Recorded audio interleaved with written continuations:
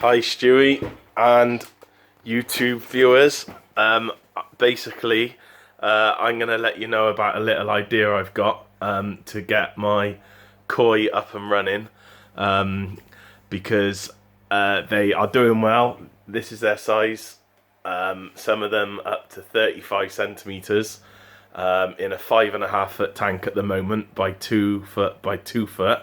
And I've had the idea of making a pond, and I've been umming and ahhing what to do for ages, and doing loads of research, because the problem is there's all this concern and scaremongering about having a 1,000 gallon pond as an absolute minimum, and people say that the koi can grow up to about 3 foot in length, so you need to be able to accommodate for that.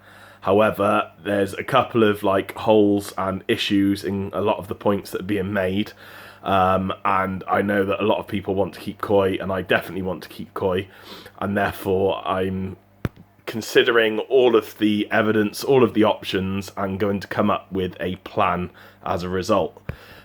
So the first thing is the myth that all koi, or the suggestion that all koi grow up to 36 inches, 3 foot. That definitely isn't the case.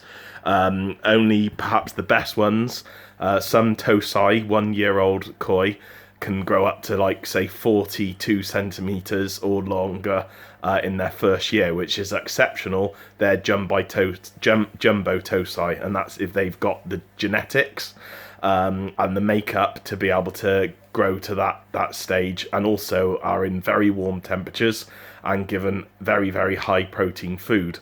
They grow the most in the first 2 years of their lives, so after up to Nisai, and below. So, but over then the growth is a lot shorter. There are koi also that are stunted, and that just seem to not grow very much, just because that's the individuals at hand.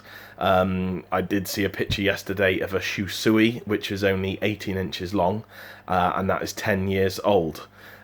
So there are certainly koi out there that don't grow to such a large size, and for someone that is a very keen koi enthusiast that really wants to keep koi but doesn't have the space, it's my view that those people shouldn't be scaremongered out of it by people that are suggesting that it's not at all possible, and there are ways that there are possible. I did also see a picture of someone that's posting their koi on YouTube, and he was looking through the different koi that he selects and he keeps, and doing a little assessment of their health and things, and he had one shower in the tank, and that shower was quite short as well, and that was about 5 years old, and it was only about 35 centimeters. So there are koi out there that don't grow to the whole grade. Another important point that I believe is worth making is that the fish industry and the koi industry is a multi-million pound industry worldwide, with breeders in Japan, Israel, England, breeding these fish, and trying to select the best ones. And it's a matter of course that there are culls, and perhaps 90%, 80% of those fry that are actually bred on purpose are actually killed. You could even say murdered if you wanted to really take it to town, for the basis of the industry and making money. That's the way it goes, and there's other ways to look at it in terms of the fact that, in similar to the fishing industry, if there wasn't any money involved, there wouldn't be people that are breeding them in the first place, and there would be less koi around. So it's up to you whether you think that's a good thing or a bad thing.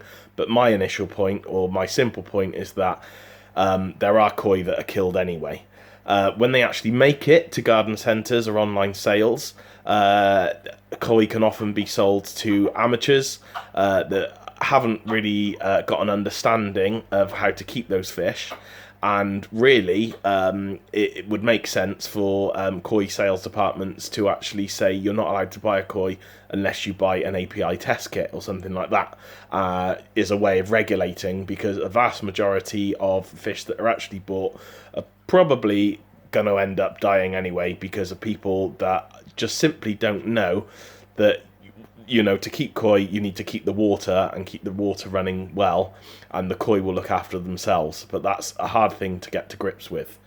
So, based on that kind of overlying context, if someone was to keep a koi in a very small tank, then and they were to keep it, the issue then is that the koi give off a certain chemical.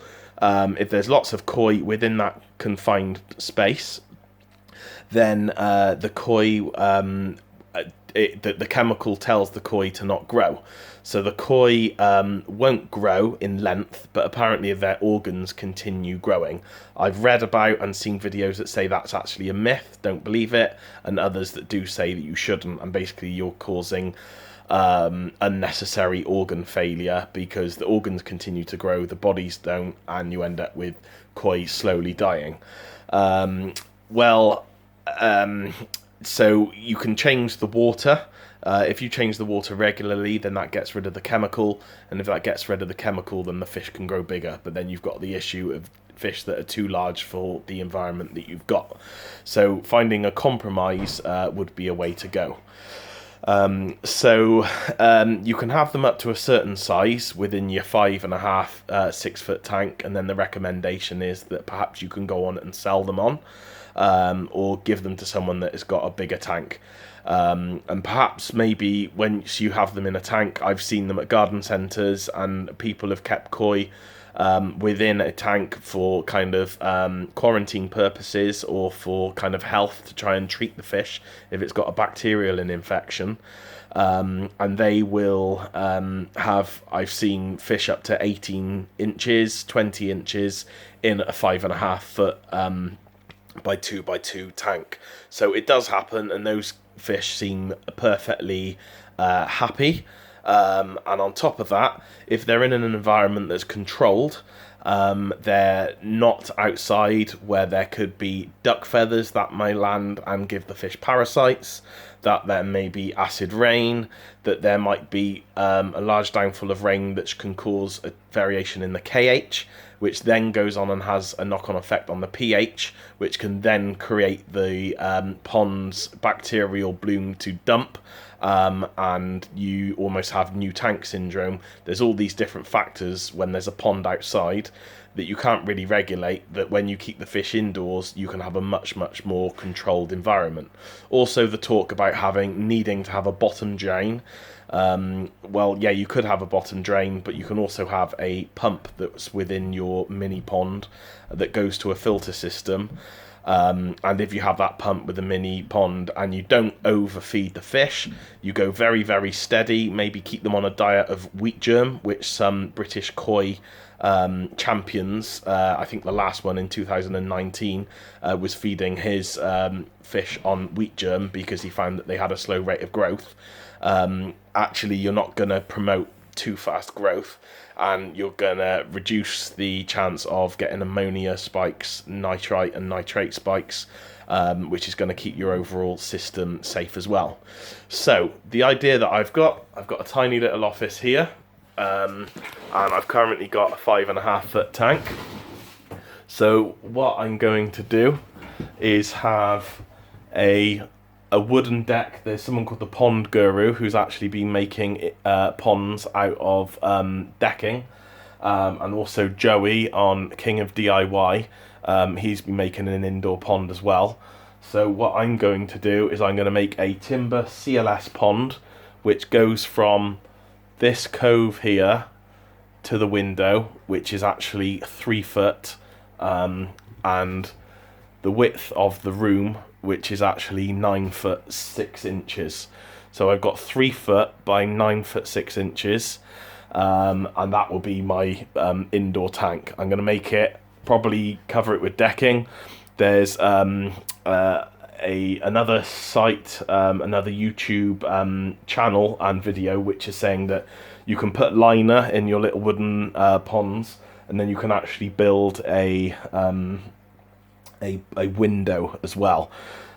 So have a window have 2 beads of silicone going around the liner, have it rested on a piece of wood, and you will actually get you'll be able to have a viewing window as well. So you basically have an indoor massive fish tank, which is pretty easy to make, and then have a stack system similar to this, which is like a backy shower. Have that above the little pond, with filter floss in there, and just change that regularly.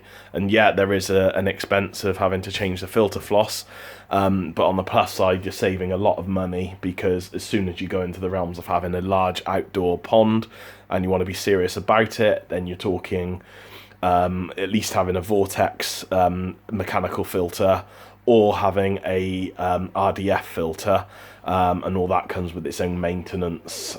So, you know, just crack on with the maintenance from an early stage. Get your filter floss, spend money on Seachem's Prime, have your API test kit, get one of Seachem's ammonia testers as well, which you can keep there and continually monitor the rates of ammonia, and yeah, job done. 9.5 foot long is plenty. My family, we actually bought some koi about 20 years ago from the Trade It, and there was a woman there that had a load of ghost koi that we bought from her, an old lady about 80, and the pond that she had was about 2 foot deep, 18 inches to 2 foot deep, and it was about 9 foot long and probably about 4 foot wide, and she had about 6 ghost koi in there. Absolutely fantastic. One of them was about 20 inches long. The others were about 16 to 18 inches. She'd had them for years, and she kept the pond running. And I asked her, "Oh, but 2 foot is too short for regulations. Why have you got it too short?" And too not deep enough, too shallow.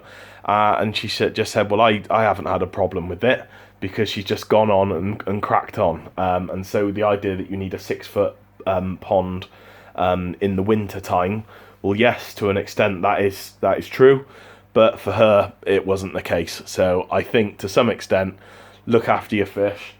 I think if a fish hasn't been really brought on from about 2 years, you know, and you know, its growth hasn't been really accelerated, it's not kept on the high protein food, not fed loads. I mean, I've been to a garden centre recently, and I've been having a look at the koi that were there. They came in their tank as Nisai. They've clearly fed them hardly any food. They've been in a small 4.5 foot by 1.5, 2 foot vat. There was probably about 50 in there at the start. Now I think there's about like 25, and they've hardly grown at all. They're all about 8 inches. So talk about overstocked. That's massively overstocked, and that's in a garden centre where the people there would say that if you want to keep any koi at all, then the minimum pond that you can have is 10,000 gallons. Well, I think it is important to say something like that. No, sorry, 1,000 gallons. It is important to say things like that, because it scares off the people that aren't taking fish keeping seriously, and the health of your koi is important. But I do think there's a massive grey area, because if you actually focus on the health of your fish, then you can actually keep them in a much smaller environment, and they can be happy and live a long time. Another thing to bear in mind, as well as the fact of the fish will probably only grow to 18 inches, 20, 22 inches, as long as you don't really propel their growth in their first 2 years, and you keep their food down or sensible to an extent, is also Deutsch koi, also known as German koi, with no scales. They tend to only really grow up to 24 inches. So what you can do is have a collection of Deutsch koi, also keep your normal koi, and perhaps maybe if you do have any koi that grow too big, go on and sell them on. And maybe look out on websites or Facebook groups for people that might have any small koi that didn't really grow very big, and ask if you can buy their small koi that didn't, you know, that they're at a small size. But I think as long as you go down that route and then you keep to perhaps maybe 5 koi, certainly no more. They like to shoal in numbers, so they do feel more comfortable. So as long as there's space for 1 or 2, just make sure your filtration is really, really good. Overkill. Make sure you're on top of keeping it. And fingers crossed there'll be no trouble at all. They're my views. That's my kind of theories based on all the information that I've gathered so far. So I really, really would be interested if anyone has any comments. Please mention the comments. In the below in the description, because I would be interested to hear of any positive stories about keeping koi in relatively small environments, and also any points that would go against the points that I've made in this video, because I'd like to generate as much information. Perhaps they could be a section on websites where small koi are available for people to buy. Who knows? Cool. Thanks very much. Goodbye.